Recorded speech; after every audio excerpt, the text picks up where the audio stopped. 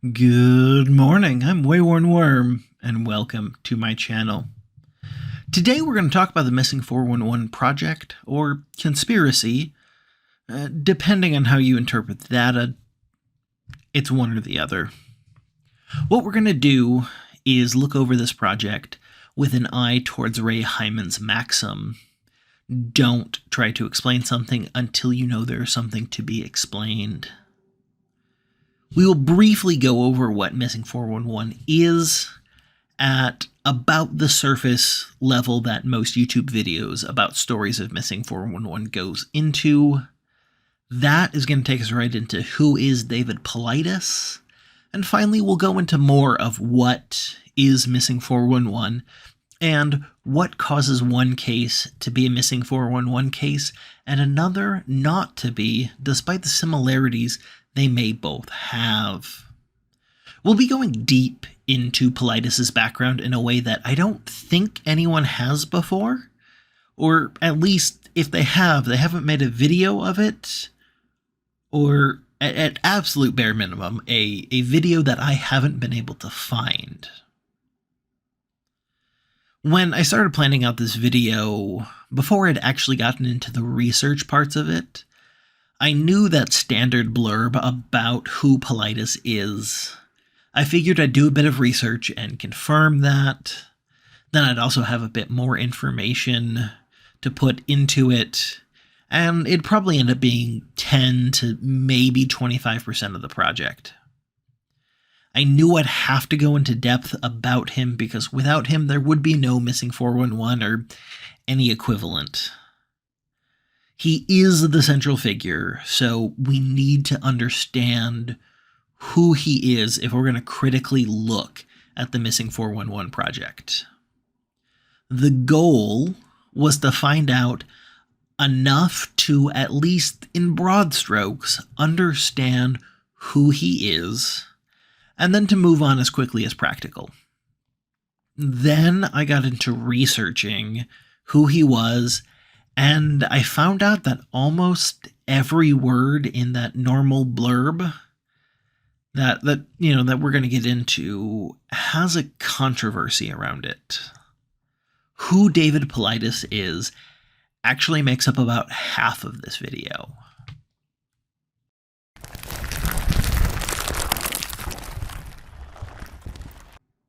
Before we get into the actual video itself, I'd like to ask you to like this video if you like it, dislike it if you disliked it, share it with people you think would gain something from watching it, subscribe to my channel, and comment on anything in the video, or if you just wanted to share a story. I know that all of you know that, but if I ask you to do it, then it's more likely that it will be done, and doing any of those things lets YouTube know that more people should watch this, which at least I think is a good thing.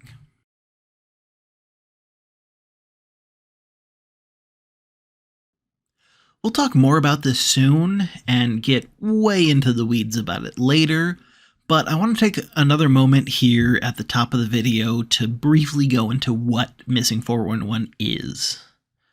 The Missing 411, or as it's officially known by Paulides and his team, the Can-Am Missing Project, Can-Am being short for Canadian American.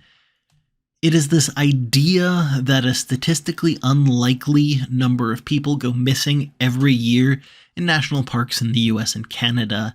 It contends that the National Park Service, and yes, I know the National Park Service has nothing to do with Canada, is failing these people who go missing. The project claims that the National Park Service is not tracking these cases and is either failing to investigate them or is deliberately covering them up. And which of these two possibilities is the correct one seems to depend on what day it is. Okay, now I'm not going to bury the lead any more than I already have. If you want to know how I came across these, what I think, and absolutely nothing else, you want to stop this video while still getting my basic thoughts, you're about to be satisfied. I listen to a lot of horror stories here on YouTube, a lot of disaster stories, stories of people who go missing, and cryptid stories. I like them, they're fun. It was one of these cryptid stories. It's been several years, so I don't remember which one. That first brought me to the Missing 411. I watched videos on the cases for a long time off and on, and I just kind of ended with the conclusion that, well, these stories are certainly interested, and I am glad that there is this curated, apparently massive list that YouTubers who are good at storytelling were able to pull from, but it is hard for me to believe that anything united them other than David Paulides, the creator of this project, thinking they were interesting and unexplainable. Then, in late June 2022, probably 3 or 4 years after I first heard of them, I saw a comment on a video about the Missing 411 that my knee-jerk reaction to it created the genesis of this video. But before we get into that, let me answer the question, do I think there's anything to this Missing 411 thing? No, I don't. And this video is a very long explanation into why I think that one word and what caused it to make me make this video.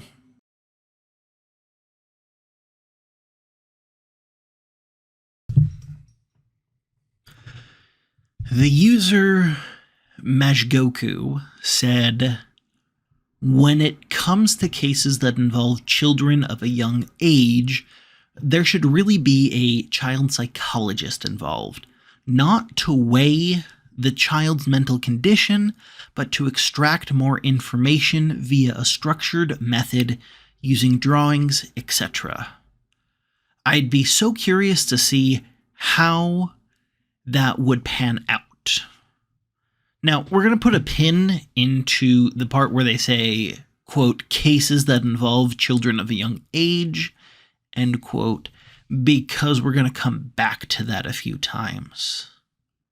Now, my knee-jerk reaction to reading that comment was, if a child psychologist is involved, it wouldn't make it into the Missing 411 project. Full stop. End of thought. Now, that thought stuck in the back of my head for the rest of the day, like an annoying popcorn shell stuck between your molars. Why was I so sure that given enough information, a missing persons case would not be a part of the Missing 411? And more importantly, how could I formulate an argument to prove that? This video is an answer to those two questions. In short and in plain English, I think the Missing 411 is a list of cases that a specific person without enough background knowledge and a personal bend toward, shall we say, late night AM radio explanations finds to be unexplainable. While we go into what seemingly makes a case a Missing 411 or not more later, I want to say right now that the part I dislike the most about what makes something a Missing 411 case or not is that while a statement being true about a certain case may almost assure it a spot on the list of cases, the opposite will not almost assure it a place off of the list. In short, if there is something being true that will automatically put something on the Missing 411 case, if that is not true, that does not preclude it. And that seems to be for all criteria.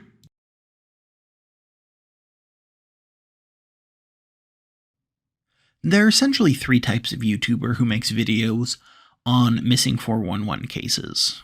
There's type 1, who tells the story, they say a couple of discounted ideas of what could have happened, And they say why those ideas are discounted, but they don't really go any farther. Generally, they stick to normal and mundane explanations, and their explanation of what happened generally follows something like, in the end, the police told the family they think X happened, but they admitted they weren't really sure. Here are some reasons why X may not have happened. These folk pretty much never go into what they think could have happened. Now, Type 2 does everything that Type 1 does, but they also include paranormal and or supernatural explanations. And generally, while they're going over the discounted official ideas, they talk about the fact that that idea is discounted and why it's discounted. But when they go over the more fantastical ideas, they let those stand on their own.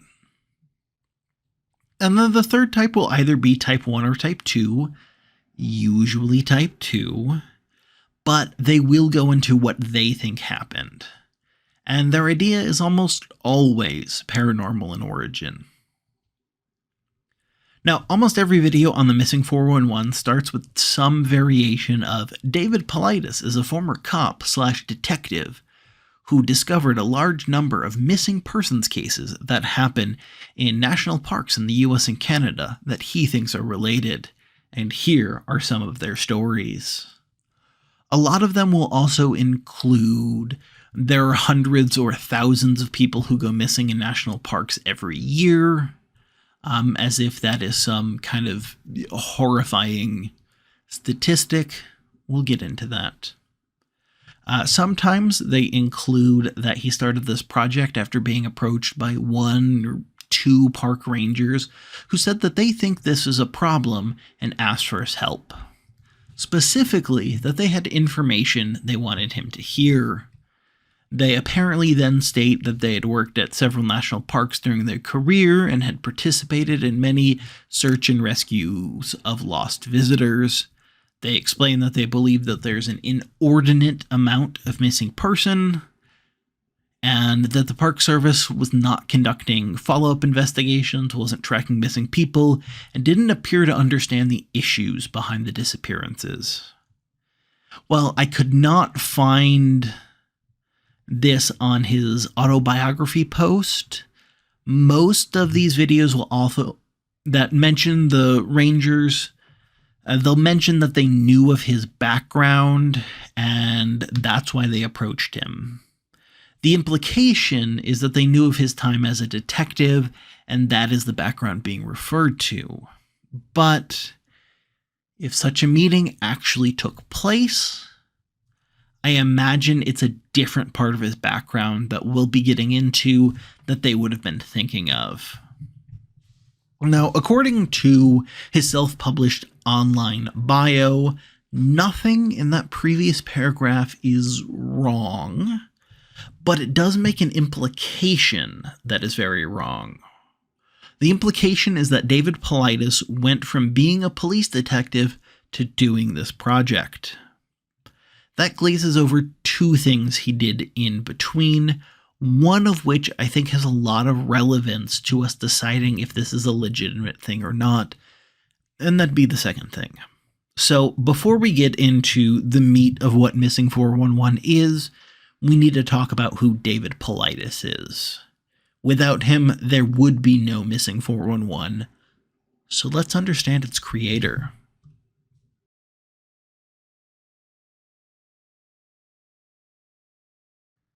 David Paulides has a shockingly small online footprint.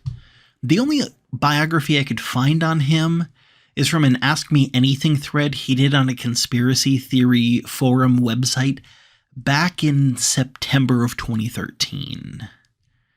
As with all of the sources for this video, a link to it is down in the description below, and I would encourage you to look through it for yourself, making sure I am properly representing what he said in it. However, in the case of this source and this source alone, I cannot recommend looking anywhere else on that website.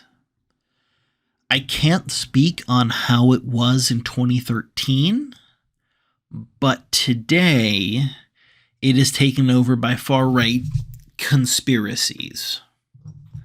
From now on, I will be referring to this thread as his biography, although it is better considered an autobiography. This biography doesn't tell you where he is from or how old he is. It starts off talking about his kids and how he's a scout for the North American Hockey League, which is a minor league hockey league in the United States. And then it goes into the fact that he got an undergraduate and graduate degree from the University of San Francisco, and then, in 1977, please put a pin in that year, he joined a small police department in the San Francisco Bay Area.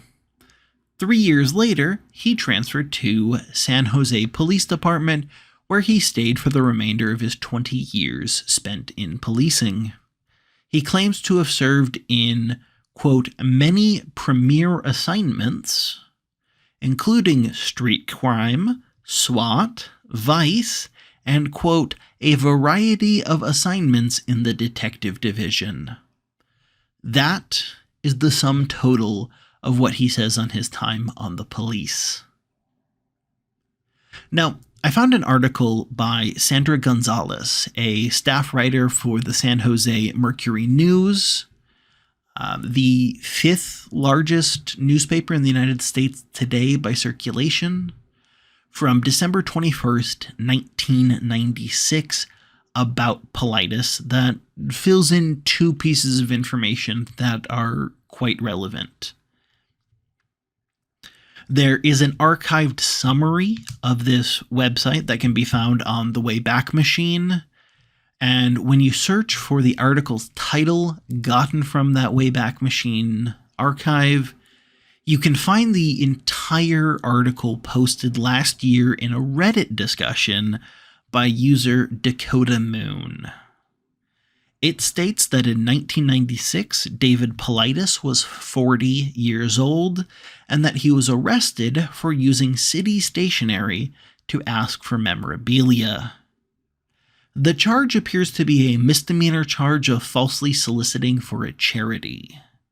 He appears to have claimed to be asking for those as part of a Hall of Fame for the lobby of the police department. I cannot find if he was convicted or not. This article is the sum total of what I can find on this charge.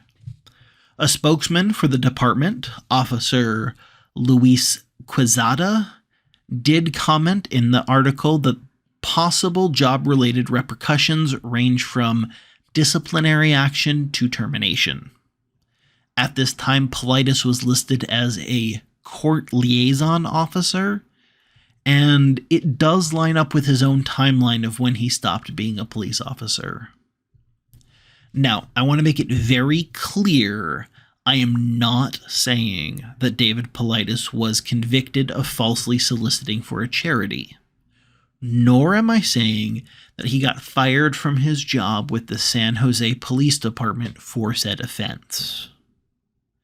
I am saying that he was charged with falsely soliciting for a charity, and if he was not fired due to this, he left the department at the same time as he would have if he had been fired. Paulides' biography thread only mentions leaving, not why or how.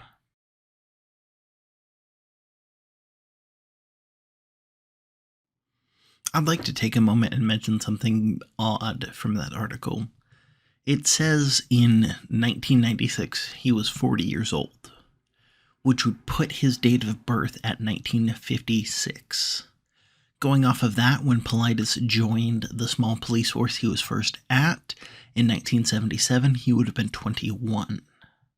This is another point in time where his accounting of things just doesn't add up well. The first part of the paragraph where he speaks on his education and policing states, and I quote, "My education was obtained at the University of San Francisco, where I received my graduate and undergraduate degrees. I'd always wanted to work in law enforcement and be a police officer, and in 1977 I joined a small municipality in the San Francisco Bay Area," and it continues. The normal assumption is that a person goes to university and then to their career. And also, there is the normal assumption that when you're getting into a retelling of your life, the things that are said first come before those that you say later, unless you're making it explicitly clear that that is not the case. So, there arises an implication that he got an undergraduate and graduate degree from the University of San Francisco, and then, because he had always wanted to be a police officer, he became one.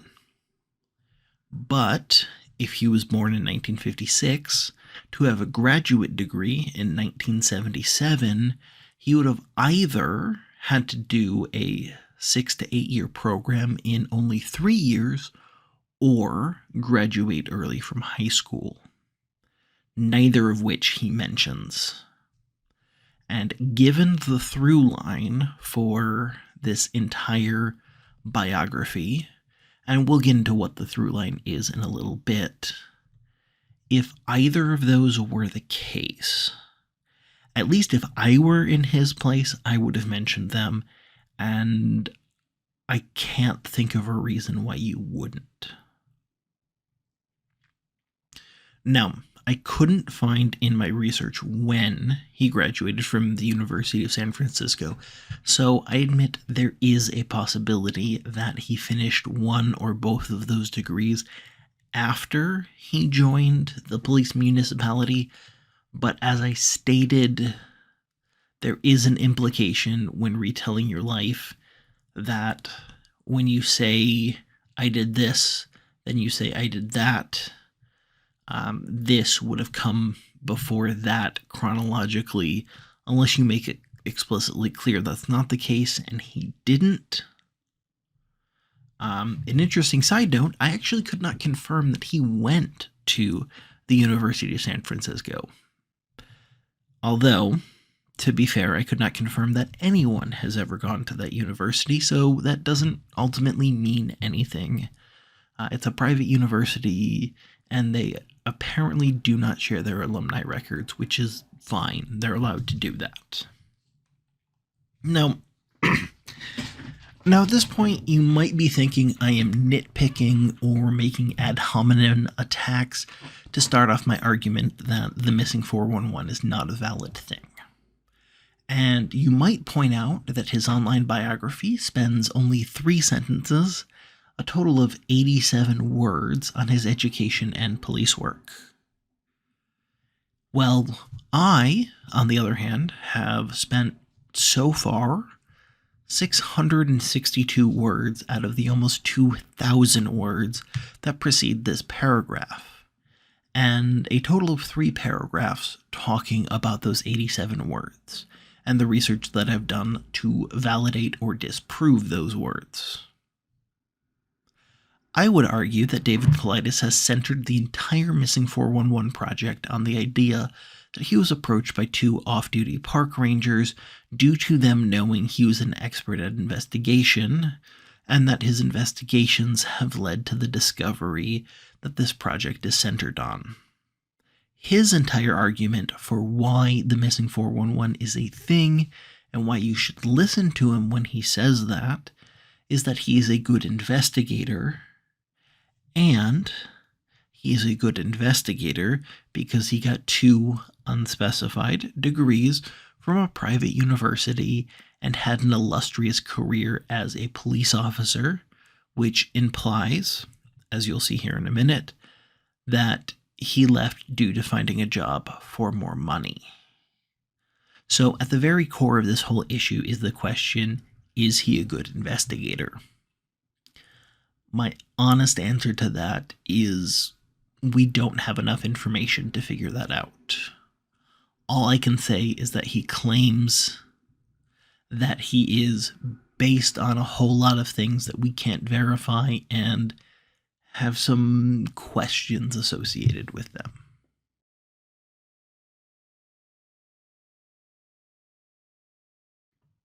Okay, so we've talked a bit about the likely reason why he left the San Jose Police Department, but not what he has to say about it, so let's dive into that. He claims that prior to leaving the SJPD, he received a job offer in technology, making much more money. This statement is the first in a new paragraph that is immediately preceded by his talk of what jobs he did for the SJPD. The implication is that he was a police detective making presumably good money, and then he was offered an unspecified job in the broad category of technology that had a much higher salary. As we noted earlier, the job he had when he was charged with the misdemeanor was court liaison officer. Looking into that, it is an administrative job that, while being a law enforcement officer, does not make one a sworn uniformed officer. The page I found talking about what being a court liaison actually is cites the San Jose Police Defense, which is a hyperlink to a dead link for the San Jose Police Department explaining what a court liaison is. I could not find the 1996 salaries for detectives and court liaisons, but I did find what they are today. For the court liaison, I was able to find information for San Jose, California, as of May 27th, 2022, which is about a month before the recording of this video. It was listed at between $52,913 and $68,619 per year, with the average being $58,166 per year. I was not able to get that specific with detective salaries, however, but as of 2021 in California, the bottom 20% of detectives made $64,600 a year, the median made $104,100 a year, and the top 20% made $153,400 a year. It's very hard to try and extrapolate what those salaries would have been 26 years ago, but assuming the salaries changed the same amount, keeping the same relative distance between them, it would be safe to say that David Paulides was making a decent but not amazing yearly wage as a court liaison. And unless he was paid at the top of court liaison officer wages and the bottom of detective wages prior to that, he had seen his pay get cut, possibly in half, or even reduced by up to 2/3. And that all assumes that he was a detective, which we only have his word for. Now, I bring all this up about the pay because although we know there is a possibility that he left the San Jose Police Department due to being fired, we don't know that he was. So even if he wasn't fired, we can now see that it is likely that, again, assuming he's to be believed about being a detective, he had most likely gotten his pay cut by a substantial amount and was probably looking at the possibility of it going down rather than it going back up.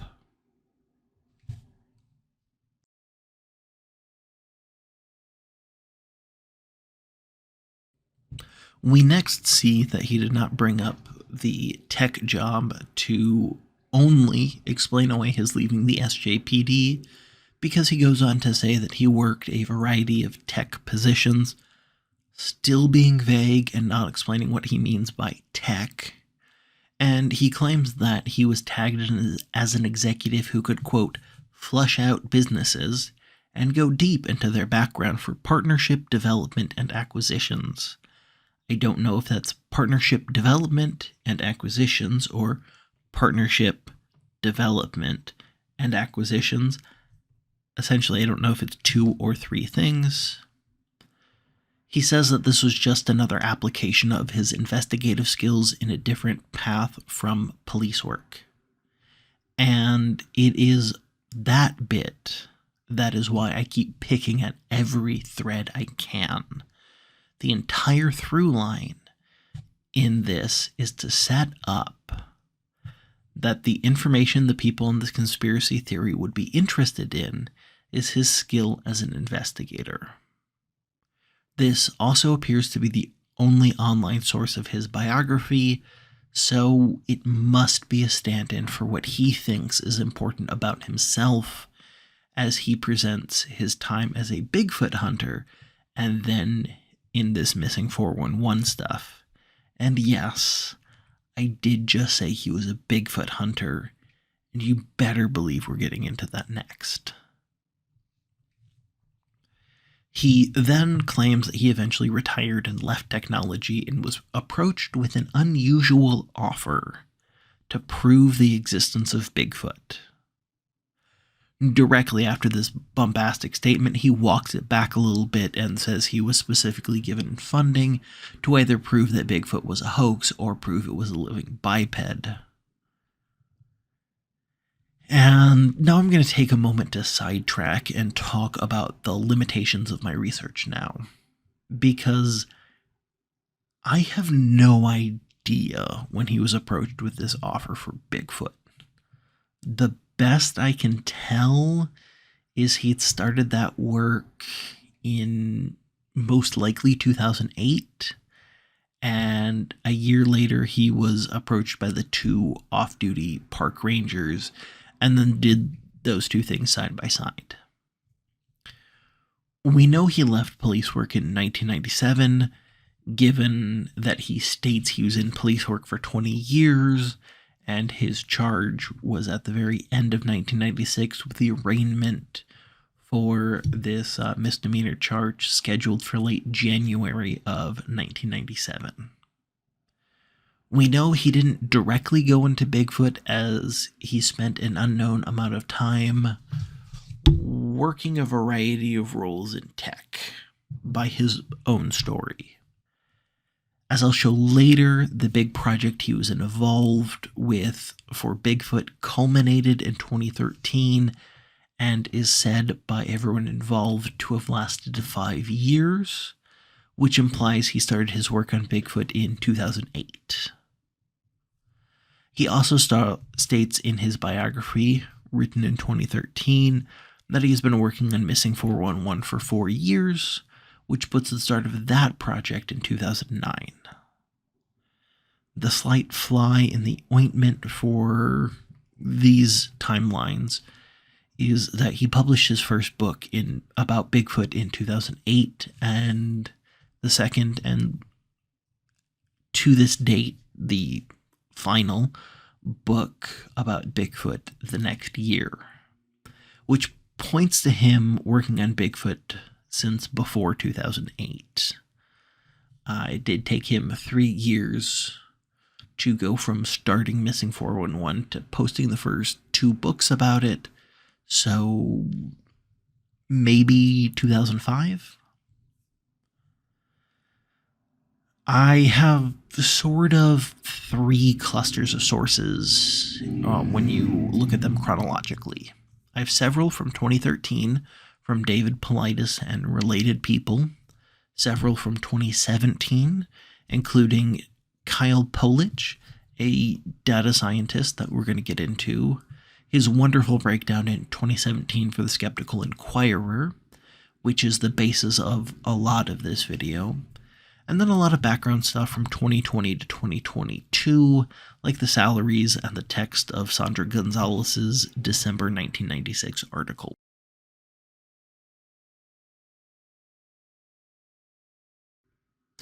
Paulides goes on to say that he spent several years developing a cohesive team interviewing hundreds of witnesses, and expands to say that he took witness statements via affidavits, wrote 2 books, and obtained many DNA samples.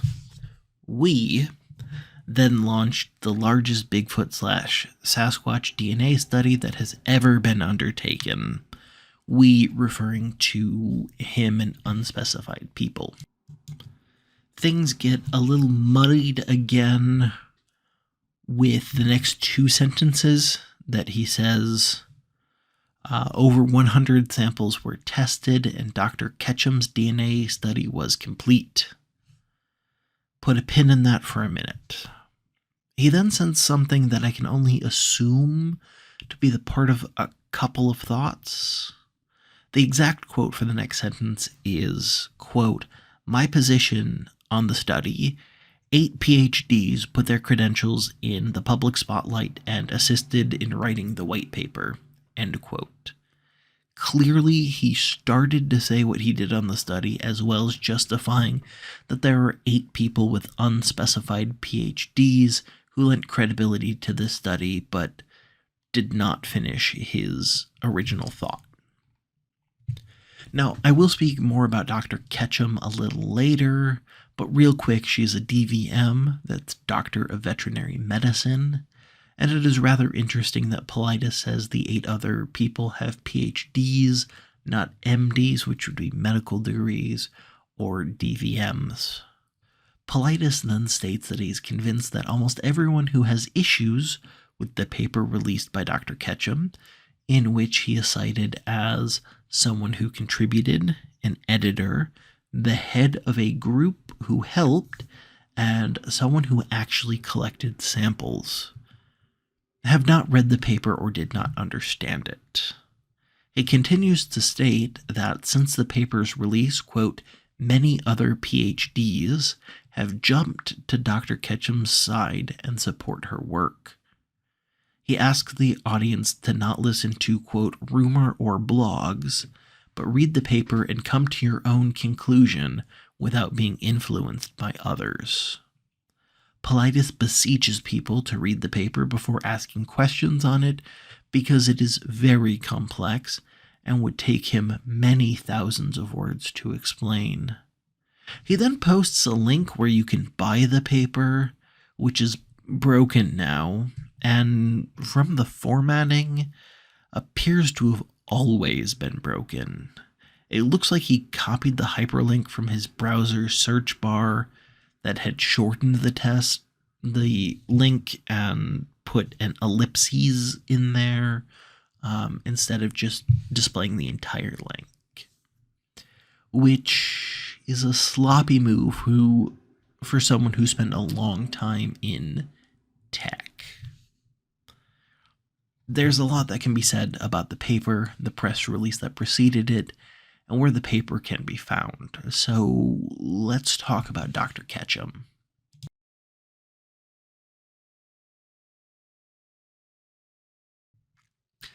Dr. Ketchum was not mentioned prior to this point in the biography, and although Paulides would mention the name 2 more times in this paragraph in the biography, there is never any elaboration on who Dr. Ketchum is. Clearly, he assumes that his audience knows who Dr. Ketchum is.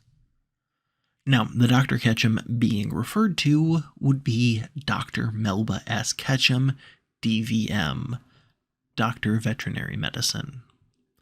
And in an example of how almost everything in this research has a surprising amount of digging one can do, there are questions about Dr. Ketchum's title of doctor and her expertise in DNA analysis dating from 2012. These were collected by Nadia Moore, a Bigfoot enthusiast, I think, who works in biotech and has a bachelor in science from zoology from University of California, Davis. The blog article that I found from Nadia Moore ends up stating that while it appears that Melba Ketchum does indeed have a DVM, there is no indication that she has expertise in DNA analysis. Moore ends up speculating that the most likely way Dr. Ketchum has this expertise is from possible work that she did before she founded DNA Diagnostics Inc. in 1985. And Moore does take time to point out that this possible work, which would have been done in labs, working as a normal lab technician in DNA labs, is a fine way to get these expertise. Work experience is a great way to do that. And if that is what happened, Moore would not question Dr. Ketchum's expertise in DNA analysis. Now, at the time of this article, Dr. Ketchum's CV was apparently not public, and Moore was left to speculate on this point, and then she asked for the CV to be made public. At some point between then and now, Dr. Ketchum did put her CV on her website, the most current and potentially only copy of which is dated April of 2015. Quick sidebar, CV is short for curriculum vitae and is essentially your academic/scientific bona fides, similar to a resume. Now, I had found the CV before Moore's article, so I went back to the CV to check, just to see if if Moore's speculations were correct. But the work section of the CV starts in 1993, meaning I couldn't verify if Dr. Ketchum had worked in any labs between 1978, when she graduated from Texas A&M, and 1985, when she founded DNA Diagnostics Inc. Moore also mentions that DNA Diagnostics has a Better Business Bureau rating of F. Today, it is not Better Business Bureau accredited, and that it had a myriad of customer complaints. Unfortunately, the page at the Bigfoot Lunch Club that had more information about the complaints leads to a dead link that states the account was disabled by the system admin, which appears for the entire website of the Bigfoot Lunch Club, and the Better Business Bureau does not have any records of these complaints, according to DNA Diagnostics Better Business Bureau page. Now, it's really tempting to keep talking about Dr. Ketchum. It's hard to express how much there is to go into about her and this DNA study paper she did. The paper is preposterous, and like everything else in this project, having a weird controversy that you just wouldn't expect, there is controversy over where the paper was originally published. And I would be more than justified in talking about it because Paulides hitched his wagon to Dr. Ketchum and this paper. As I mentioned above, he's credited multiple times in the paper and defends the paper by saying if you have issues with it, you clearly haven't read it or understood it. He was doing this at the same time as at least his early Missing 411 stuff. I don't know if Paulides is still involved with Bigfoot hunting, for lack of a better term, or not. He hasn't published a book on the subject, as I mentioned, since 2009, and as far as I can tell, he's not the author of or cited in any paper since Dr. Ketchum's 2012 paper. For this video, I think it will suffice to say that Dr. Ketchum's paper and press release claiming that Bigfoot/Sasquatch is a hybrid between a human female and an unknown ape is bunk.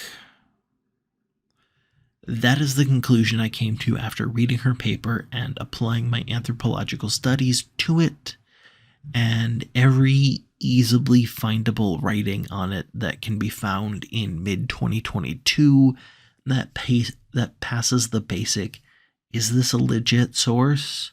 test agrees with my assessment. If this video does well, then maybe I'll make another essay about Dr. Ketchum and her work.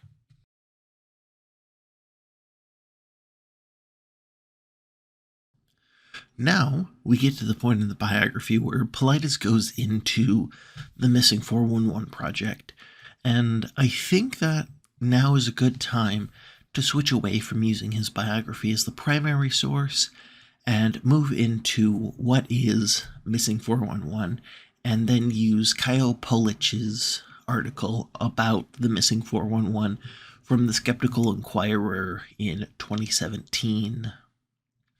Since 2009, when Missing 411 started, the National Park Service estimates that their 423 locations have been visited a total of 3,843,910,000 individuals.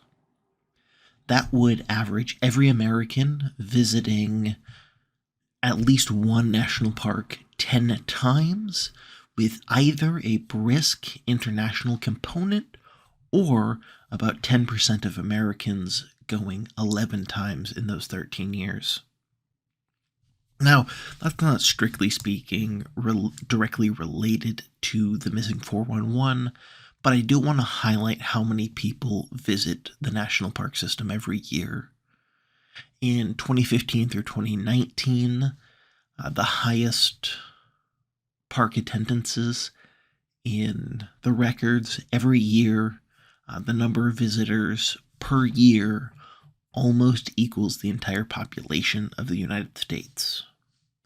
Records of visits to national parks begin in 1904, and from then until 2021, which is the last year of complete data at the time of this recording, there have been an estimated 15,391,325,968 visitors to the national parks in the United States alone.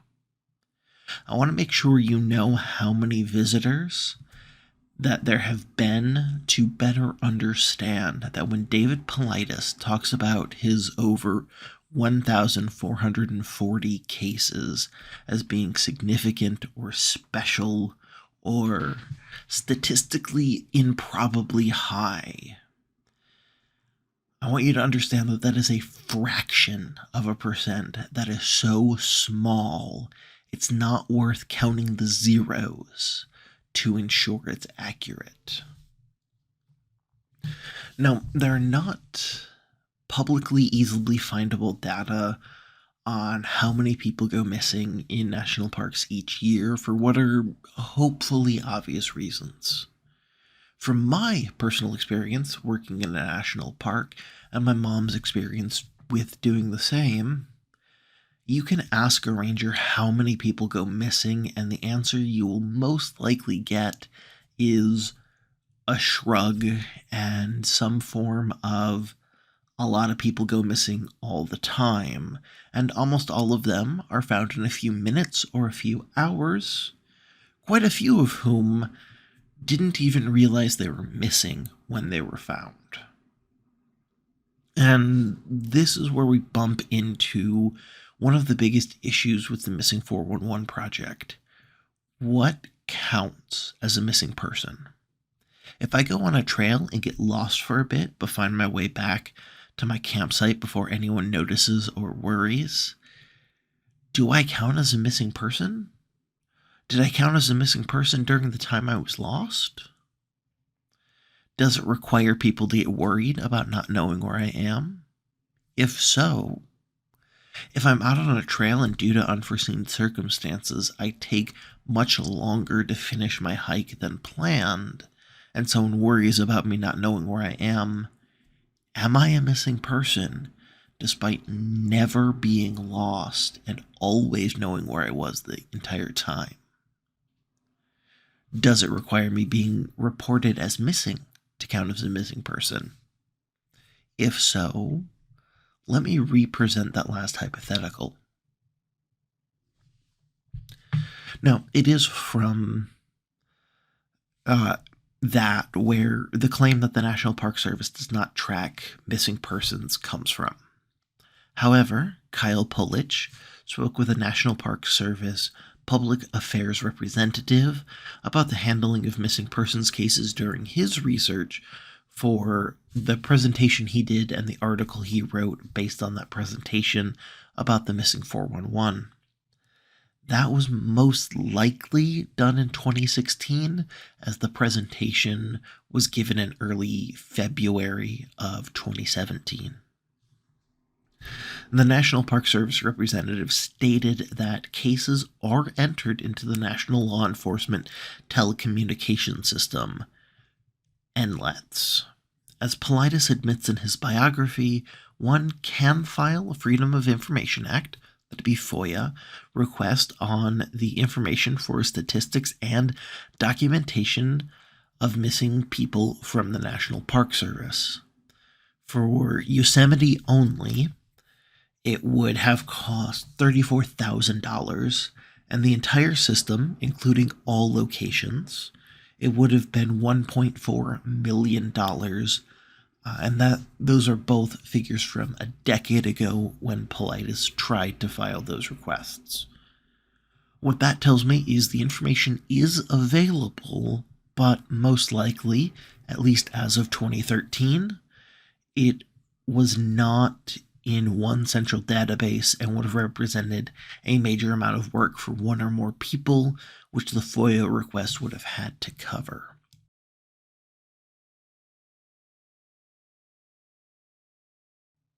So, what is Missing 411? It's a list created by David Paulides of missing persons cases who went missing under what he considers to be inexplicable circumstances. This started off as being restricted to the national park system in the United States, but quickly included Canada and has also been expanded to other countries as well. And in at least some cases, you don't have to be in a national park or equivalent, just kind of a rural area. He claims that these cases are all related in some way and point to a problem in the national park system. As I briefly went over in the start of this video, Paulides says this project came about in 2009, where he was doing research in a national park, presumably as part of Dr. Ketchum's DNA study. See what I mean about it being really linked to her and her study? He was staying in a room, quote, off the park, which I assume he means outside the park, but I'm not sure.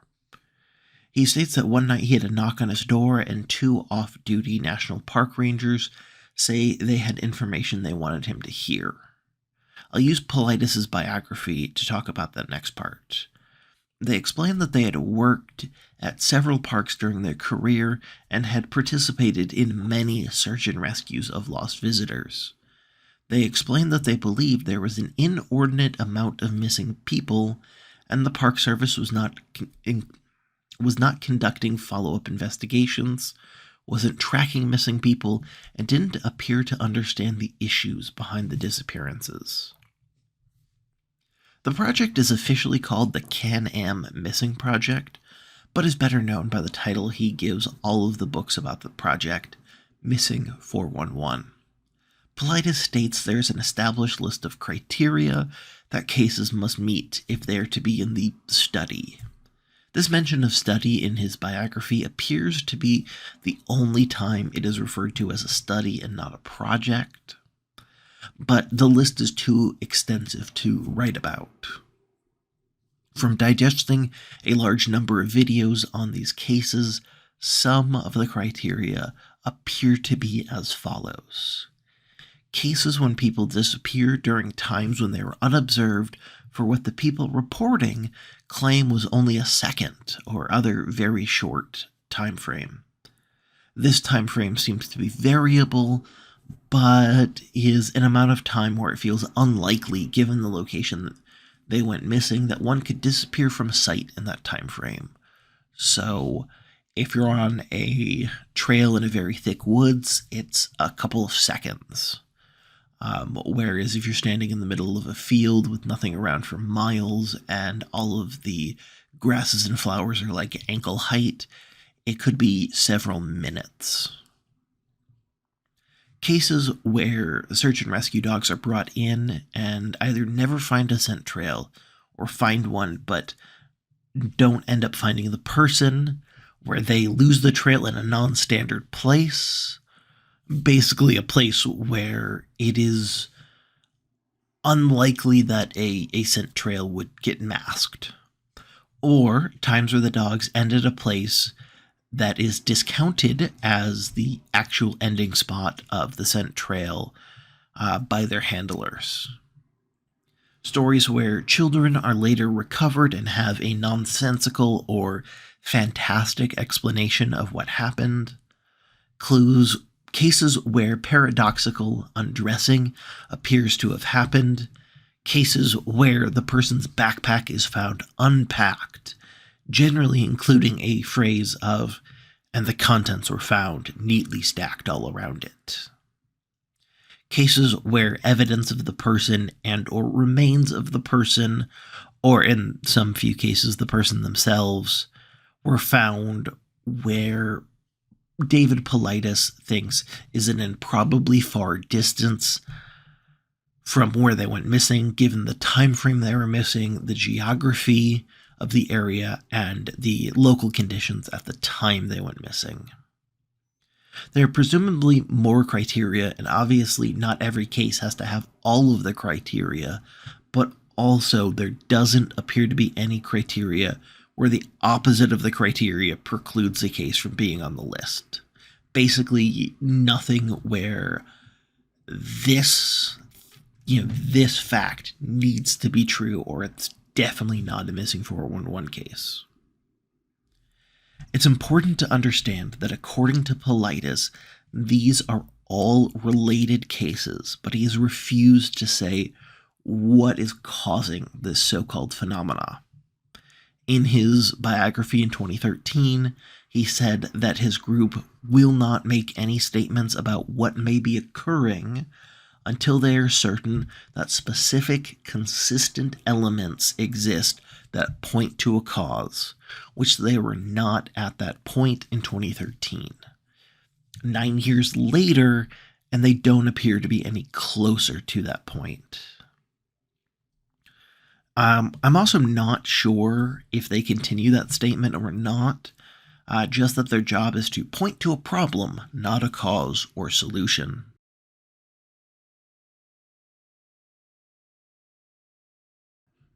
In blog space #186 on North America Bigfoot Searches blog, the Bigfoot group he founded, Paulides talks about a crypto conference in Salt Fork State Park in Ohio that he had apparently just returned from. As far as I can tell, the conference, which dealt with cryptids, not cryptocurrency, although that was around by that point, happened in and or around April 27th of 2013. The blog post talking about this conference does not contain a date, but blog space #185 just before it, and Bigfoot blog 187, and yes, all three of them are slightly differently labeled, and that's why I brought that to your attention. It's just weird. They both contain dates, with 185 being dated April 8th of 2013 and 187 dated May 24th of 2013. Near the end of blog post 186, he mentions that, quote, several months ago, a programmer from Microsoft had read the missing 411 books and had emailed him.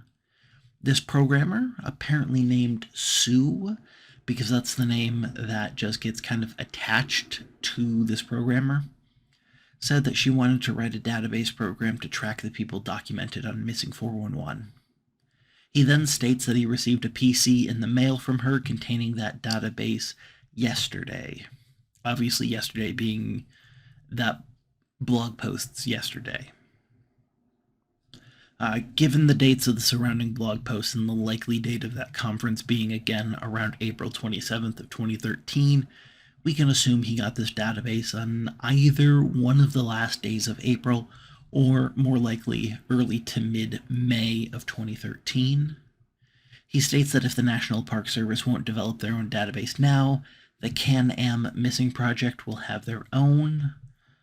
Another weird side note in a blog post full of little weird inconsistencies that are only ever mentioned once.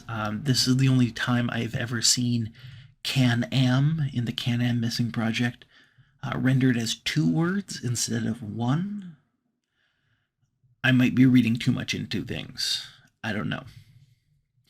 He states that the database cannot go on their website, quote, for a number of reasons, but it will be a huge source of information for their research. In that same blog post, he says that 6 months prior, so again, we can assume October to November of 2012, his group received a very thick legal envelope from Finland. This was someone labeled EK who had sent this, and they're allegedly an expert in planetary position, solar flares, and, quote, a few other elements Paulides will not discuss now. He says that the information contained within is another database with data that is equally as unusual as the database that Sue provided. And this information turned his team's heads for many weeks.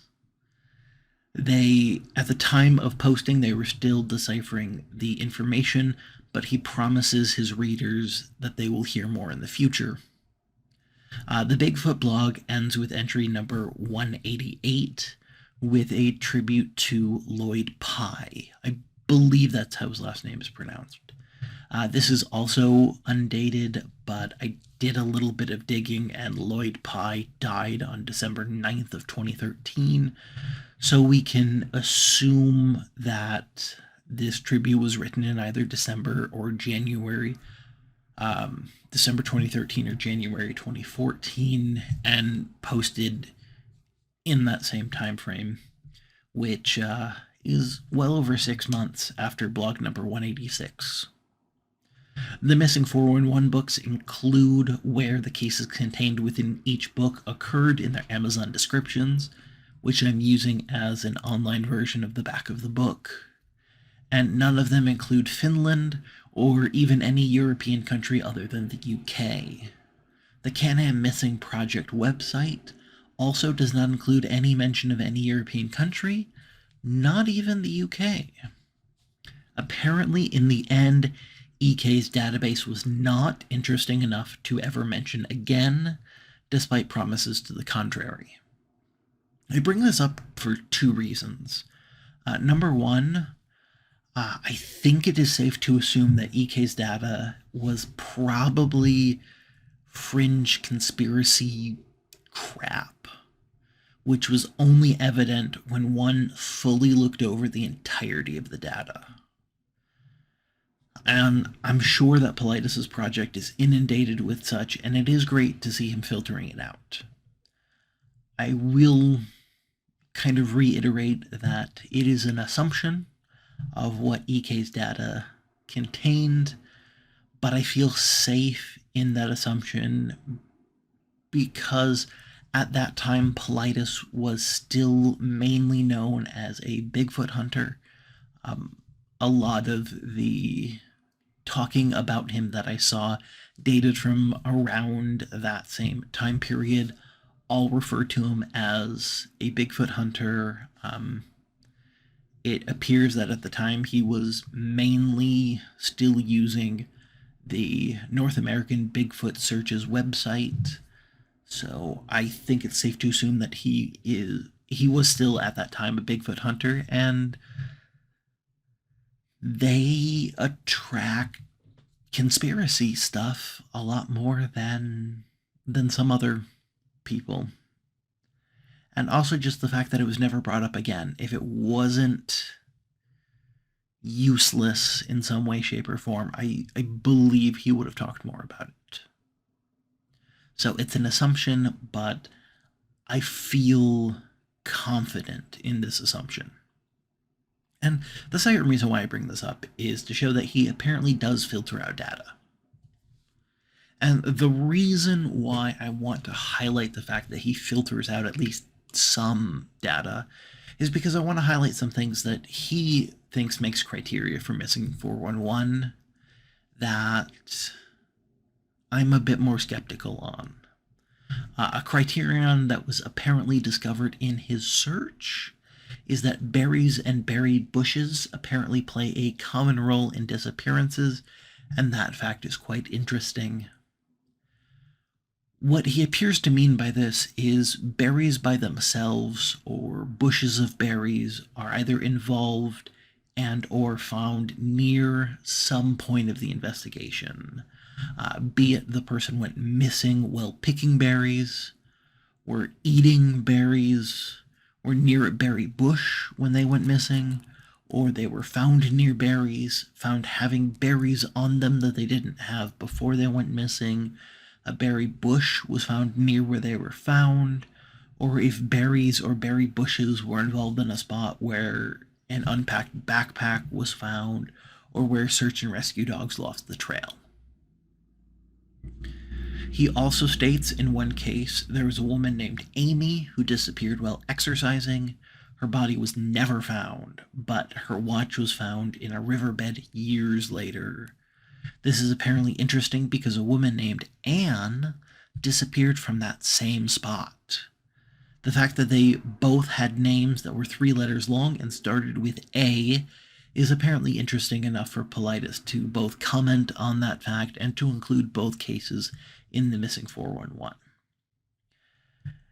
I would argue that when your search parameters are people who go missing and are never found, and your criteria for those cases to be significant is 2 people went missing in the same spot and both had very common names that had the same number of letters and started with the same letter, I'm actually really surprised that that is apparently the only time he has found a case like this.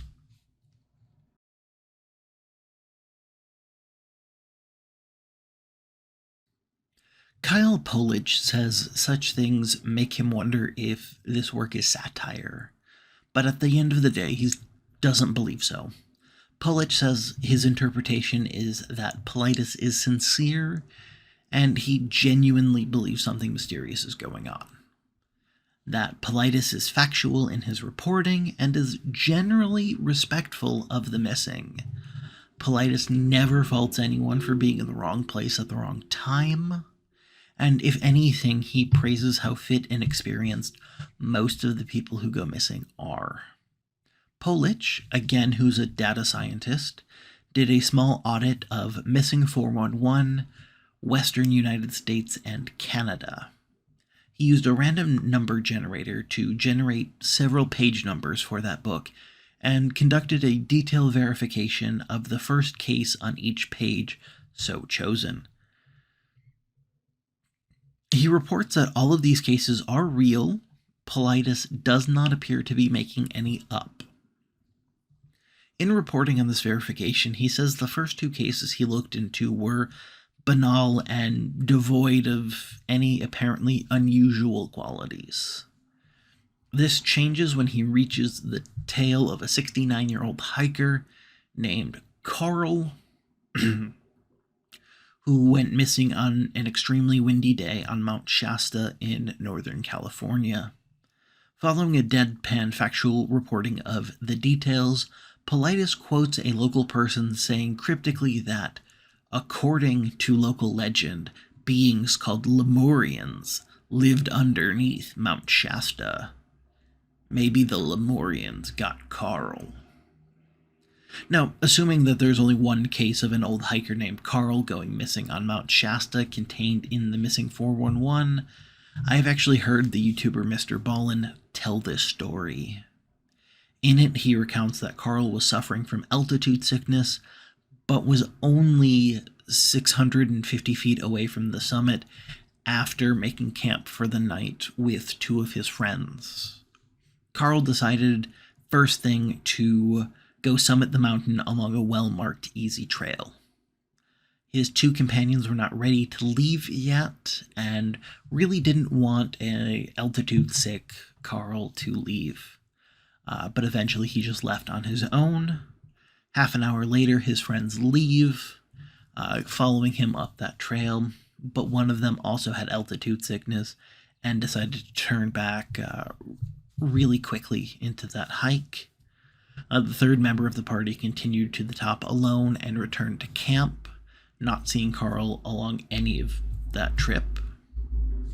It was at that point that both of the remaining members of the group realized that Carl was missing, and despite 50 to 100 people being in the area of the mountain at the time, Carl was never seen again after leaving the site of his friends. Nothing about that tale suggests we should talk about mythical people from a mythical sunken island to put forward as something that happened. Paulides talks more about something that I've briefly landed on a few times in this video, the fact that most people who are eventually found that are included on the list of missing 411 are young children. Paulides says, quote, "I suppose an adult gone missing and found can self-attest that their missing time was explained by ordinary circumstances. Children may not have the same developmental functions to coherently account for their whereabouts, thus leaving a gap to be filled with the possibility of something unusual." I share that exact same belief, and as I mentioned at the top of this video, that's why this video exists.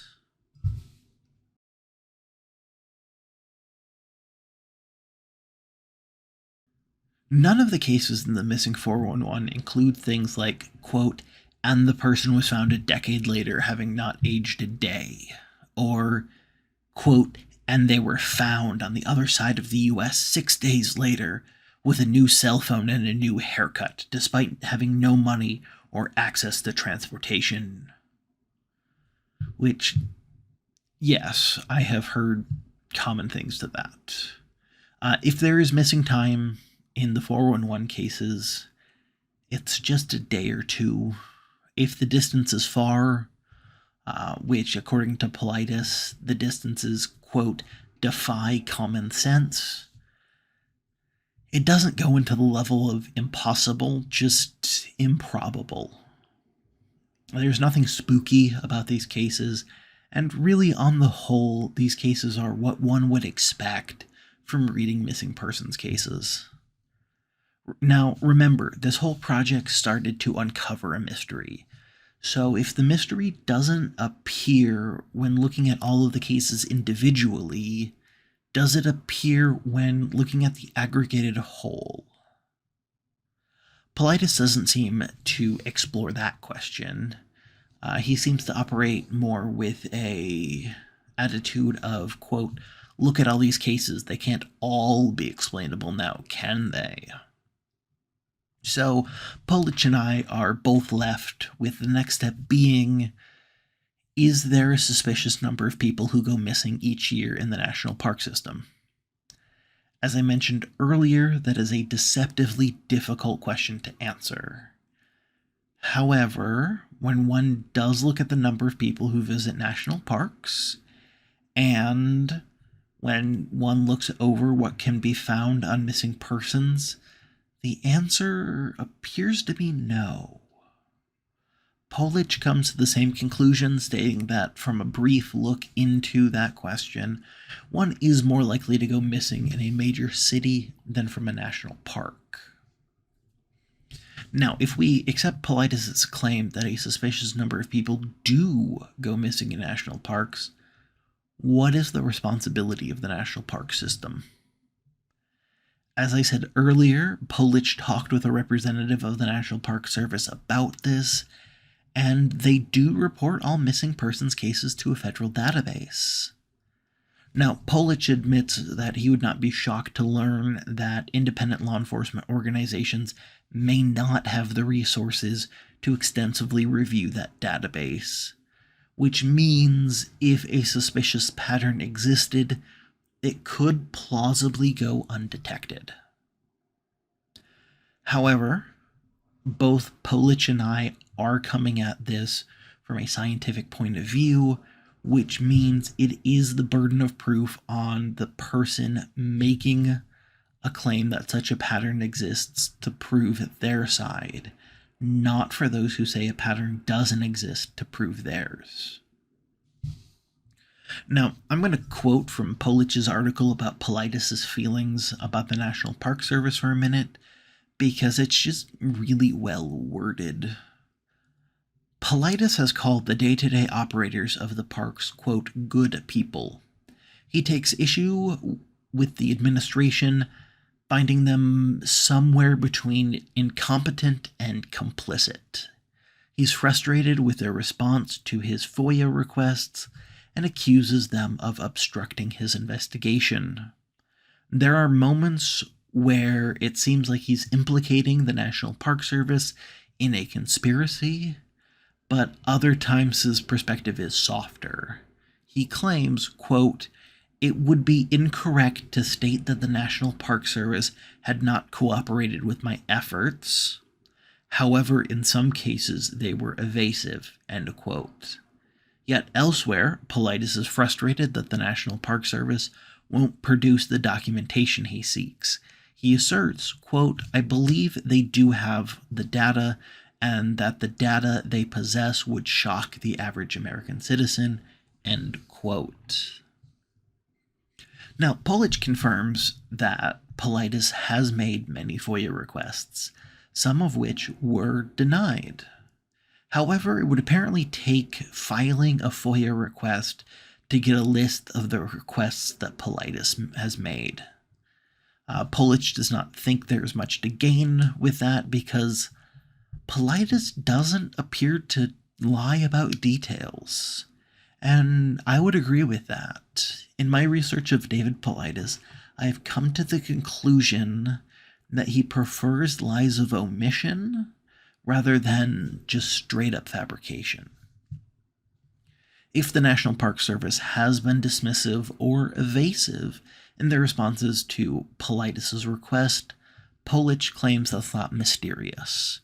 And you know what? I'll go out a little farther and say that it's more or less par for the course when it comes to U.S. agencies responding to FOIA requests.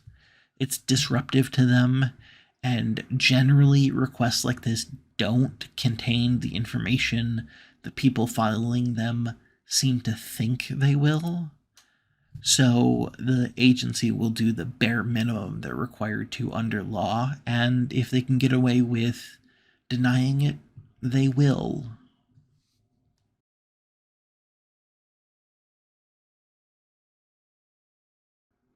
There's some degree of controversy over the operation of the National Park System and the ranger system in particular. It comes down to claims that the rangers are understaffed, asked to do too many jobs, and are not equipped for a lot of the law enforcement activities that fall under their jurisdiction. My experience working for a third-party vendor in Yellowstone National Park in 2011 fits perfectly with this. In fact, during employee orientation, a ranger told us, quote, Yellowstone has 2.2 million acres. There are about 700 of us. If we catch you smoking marijuana, you'll be federally charged and you will go to federal prison, the closest of which is Leavenworth. We can't patrol every acre of the park. We keep mostly to the roads and villages. If you were dumb enough to get caught, you deserve what you will get. End quote. Now, obviously that was talking about smoking marijuana, which is something that a lot of people did, and was, at least at the time, illegal, both in the state of Wyoming and federally, and we were on federal land. but it does contain in there, there are 700 people who are supposed to look out after 2.2 million acres. That is tens of thousands of acres per ranger. That, of course, they only patrol the roads and villages. They don't have the people to do more than that. So there are clearly arguments that the national park system is potentially poorly structured, overextended. Maybe you could go so far as to say incompetent and possibly corrupt. Maybe they have enough money to not be poorly structured, to not be overextended, to not be understaffed, and that money is just poorly spent. You can make those arguments. But at the end of the day, none of that is mysterious, nor is it grounds to call for a conspiracy. Or at least this conspiracy. Paulides and I both agree that these topics are very interesting, despite not being directly related to missing persons cases. Paulides, on the other hand, doesn't seem to be talking about any of these issues, despite the argument being wide open that in at least some of these missing 411 cases, if the ranger system was better set up or properly staffed, some of these people wouldn't now be missing. Some of them may never have gone missing, while others may have been found quite quickly. Instead, Paulides seems more concerned that the media doesn't ask specific questions or tampers the story. In essence, he's claiming, without any specifics, that the National Park Service is trying to silence evidence and the media is somewhere between incompetent or in on the conspiracy by not asking questions about this supposed evidence.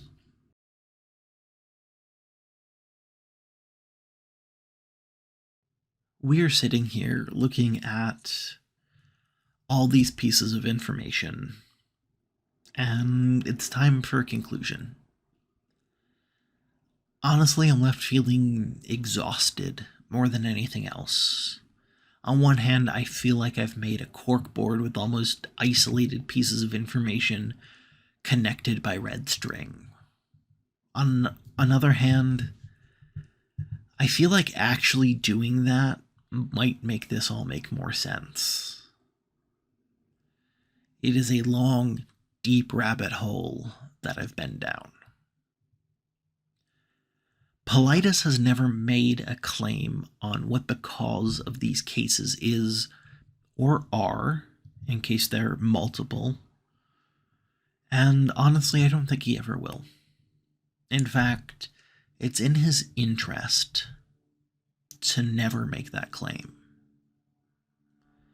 With the cause or causes left unanswered, you can slot in anything you want as the cause. Aliens, Bigfoot, a serial killer, Lemurians, anything. And with no statement of cause, coupled with not publicly disclosing his list of criteria, the project honestly has the elasticity to be unfalsifiable.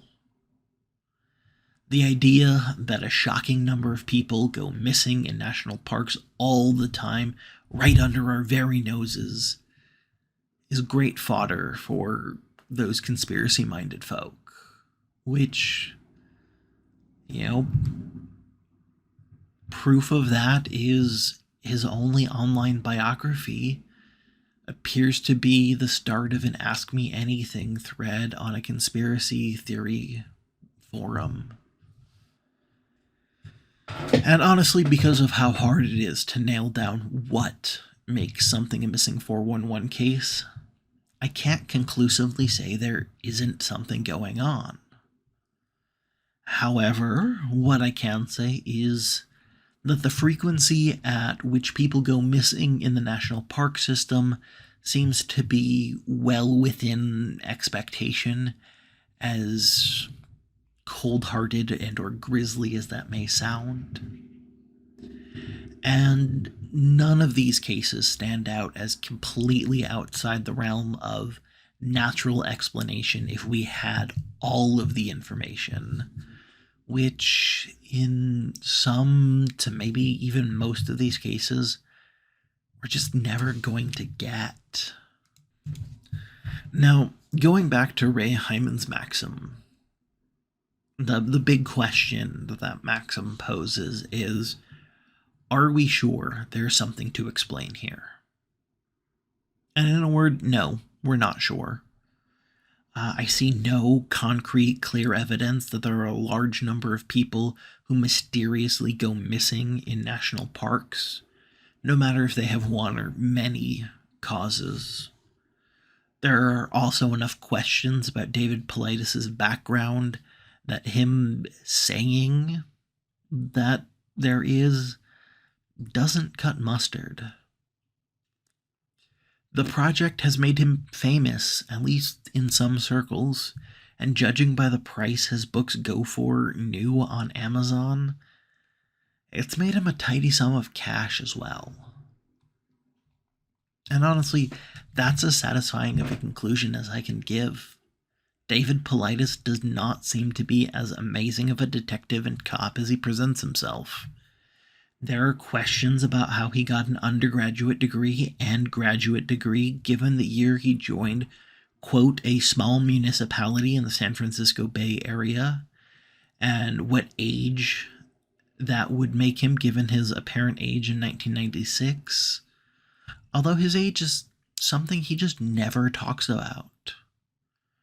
For an unspecified amount of time between 1997 and 2008, he held an unspecified variety of positions in the maddeningly vague tech. By 2008, he had retired from tech and had started working on Bigfoot hunting, and by that time had started working with Dr. Ketchum. In 2009, he was doing research in an unnamed national park. Again, we can assume it was Bigfoot-related research, and he was approached by two unnamed off-duty park rangers to a private meeting, which they wanted because they knew of his background.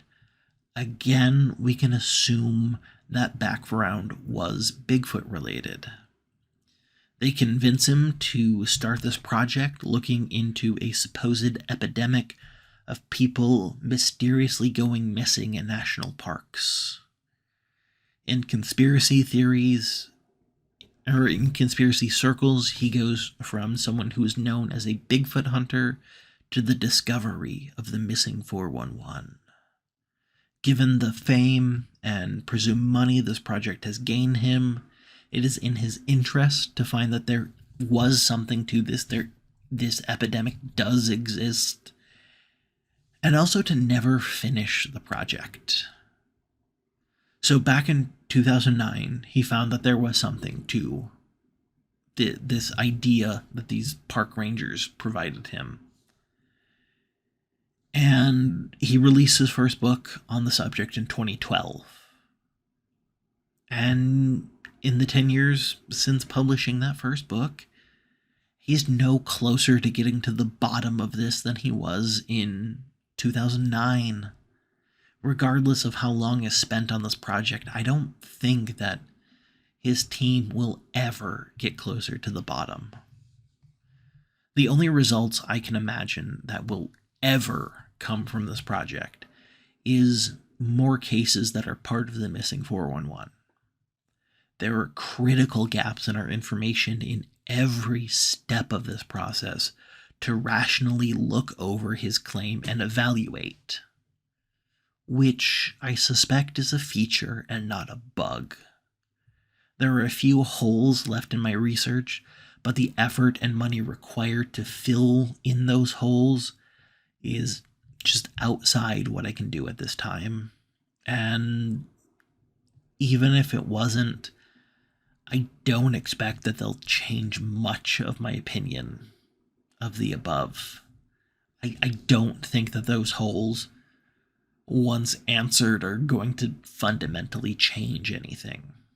But if there's enough interest, I will consider looking into filling those holes and making a more complete version of this project of mine. Now, if you liked this video, please hit the like button. If you disliked it, please hit the dislike button. Share this with people you think will gain something from it.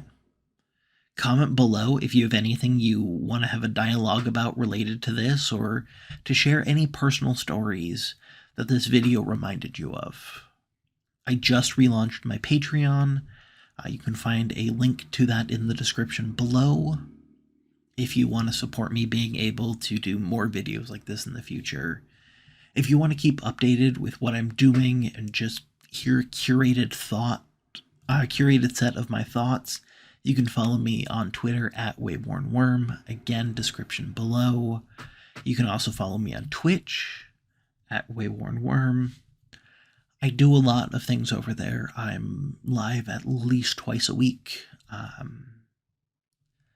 And at times I've been live 7 days a week. Thank you so much for watching, and I will see you next time.